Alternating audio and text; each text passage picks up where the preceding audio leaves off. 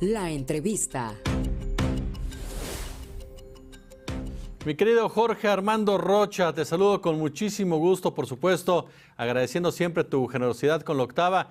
Y lo primero que te preguntaría, o más bien dicho, te pediría, es tu lectura de este informe y sobre todo cómo llega Andrés Manuel López Obrador a este cuarto año de gobierno, oye.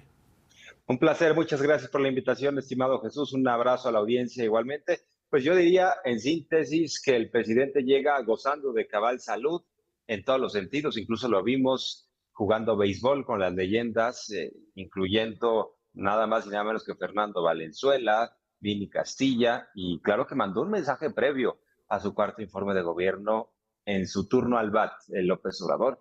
Y ahí están las encuestas, 65-70% de aprobación, bastante alto, mucho más alto que, por ejemplo, Enrique Peña Nieto, que en su cuarto informe de gobierno llegaba ya pues con una aprobación en los suelos, por ahí del 30%, porque estábamos en medio de la estafa maestra, la Casa Blanca, gasolinazos, excesos, privilegios en la cúspide y carencias abajo.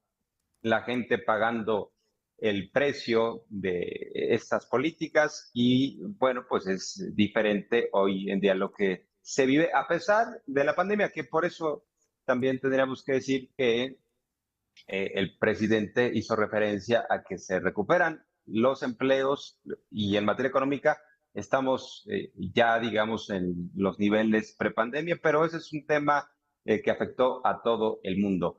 Hay un mensaje político muy importante y yo creo que tendríamos que enfocarnos al cierre del discurso de López Obrador, porque la numeralia que da a conocer en estos minutos, pues es una numeralia ya conocida, sobre todo para quienes escuchamos las mañaneras. O sea, si nos damos una idea, este mensaje duró 50 y tantos minutos y las mañaneras pueden durar hasta 30 minutos. Y pues ahí se dan a conocer este tipo de cifras en materia de combate a la delincuencia, en materia de austeridad, todo lo que se ha ahorrado el gobierno en el combate al huachicol.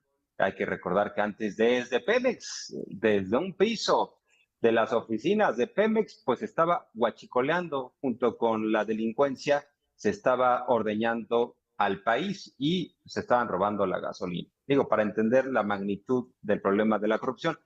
Pero si nos enfocamos en el cierre del mensaje de López Obrador, es muy importante porque dice, hoy en día les confieso, y es una confesión que hace en términos históricos. Hay que recordar que si López Obrador pretende algo en su vida personal, es hacer historia, es pasar a la historia. Eso lo hace un político atípico, porque nos acostumbramos, sobre todo en décadas recientes, que los políticos llegaban ahí para servirse del puesto, para hacer negocios. ¿Cuántos ejemplos tenemos de políticos anteriores que tienen casas, pues ya sabemos, a todo lujo, paraísos fiscales, se robaron lo que pudieron y lo siguen haciendo algunos?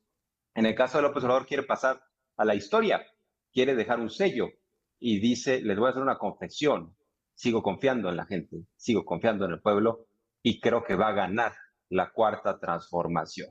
Y eso tiene una implicación histórica porque es derrotar desde su visión al régimen neoliberal. Hay que recordar que cuando asume la presidencia de la República, el presidente indica, vamos a separar el poder político del poder económico.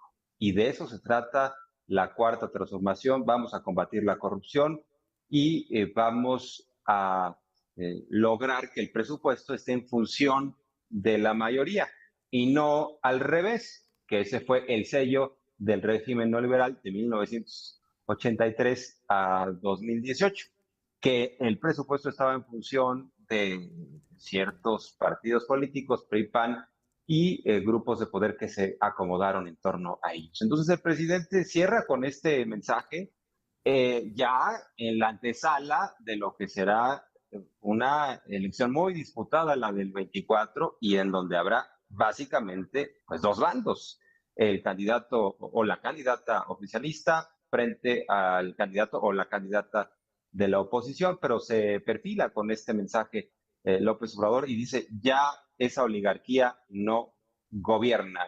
Yo diría, es un mensaje que lo pensó bastante bien, sobre todo en la antesala electoral. Y lo demás, pues no hay datos nuevos, no porque no haya logros o no haya resultados, sino por el hecho de que se informa todos los días en la mañanera de cómo va el acontecer económico, político, económico y social. Oye, Jorge, aquí hay un tema que sin duda alguna siempre es llamativo, ya lo mencionabas en parte. El hecho de que estuvieran sentados en esa primera fila Ebrard, Sheinbaum, Adán Augusto, y es que a final de cuentas entramos al último tramo ya del gobierno de Andrés Manuel López Obrador, en donde sin duda alguna la sucesión va a jugar un papel un día sí y otro día también. Lo vimos apenas ayer en el Senado de la República con lo que sucedía en la figura de Ricardo Monreal Ávila, horas antes con la famosa reunión a la que no llegaron Sheinbaum y Augusto, y si estuvo Marcelo Ebrard Casaubon. ¿Tú cómo lees este tipo de mensajes de Andrés Manuel López Obrador y sobre todo, cómo consideras que un presidente como López Obrador, que sabe jugar muy bien con el tema mediático y que es un tipo hecho a la vieja usanza en el sentido de tener el control de lo que sucede al interior de su gobierno, puede determinar lo que vaya pasando en este tema de la sucesión presidencial? ¿O cómo sientes que se ponga el tema de la sucesión presidencial en este tiempo? Bien, estimado Jesús, creo que perdí un poco la comunicación a través de los micrófonos, mis audífonos. ¿En dónde te quedaste, mi querido Jorge? Audífonos me están haciendo una mala pasada, estos son inalámbricos, espero que me siga escuchando bien y que te haya entendido toda la pregunta porque perdí un poco el sonido. Yo creo que, pues sí, lo que dices, eso manda un mensaje el presidente teniendo a sus secretarios de Estado ahí frente a él, porque hay que recordar que el presidente López Obrador ha dicho, yo me voy a jubilar, yo no voy a ser un expresidente que participe activamente en la vida pública, como lo hace, por ejemplo, Felipe Calderón, que incluso intentó hacer un partido político, México Libre, y bueno, pues su esposa es diputada federal del PAN, o como lo hace Vicente Fox, que constantemente está opinando de los asuntos públicos. Ha dicho López Obrador, yo cierro la cortina, me jubilo, me voy y pues ustedes continúen con la transformación porque no le tengo una obsesión hacia el poder. O sea, no tengo una visión de que soy alguien insustituible o indispensable. Pero el presidente Andrés Manuel López Obrador, desde mi punto de vista, pueda y esté vigente, porque le quedan 2 años y 1 mes en su gobierno, mientras tanto, llamando las señales de que va a hacer lo posible porque el proyecto de la 4T se prolongue.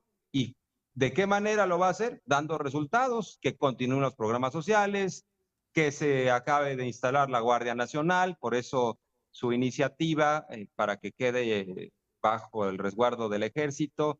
Dijo, por ejemplo, que el Tren Maya va a ser inaugurado en diciembre de 2023.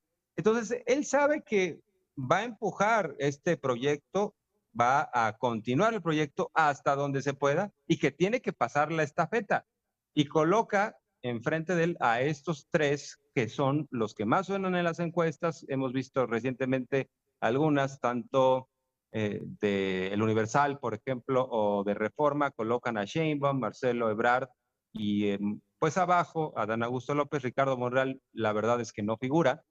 Y entonces el mensaje que envía el presidente es, yo voy a terminar mi administración, pero ustedes, quizá son nada más 2 los posibles, Claudia y Marcelo, ahora sí que entiendan lo que significa este proyecto y ténganle amor al pueblo. Ha dicho que sea la encuesta la que defina quién sería el candidato o la candidata, porque el pueblo debe decidir.